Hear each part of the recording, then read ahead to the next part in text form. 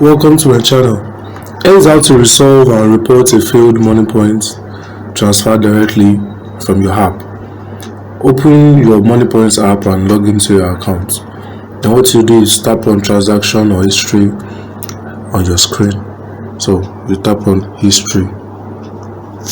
Once you have tapped onto it, you locate and select the specific failed transfer you want to report. Review the transaction details. If the status says failed but your account was debited, scroll down and tap report an issue or need help with this transaction. Then you select the reason for your report, such as debited for a failed transfer or beneficiary not credited. Either of the two is okay for your report. And submit the report. You will receive a ticket reference number.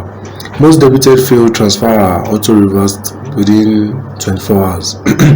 But if it takes longer, you can track the status using the tickets under the help and support tab.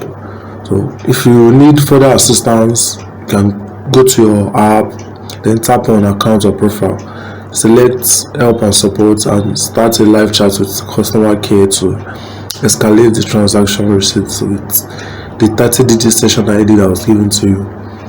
Thank you for watching and have a great day.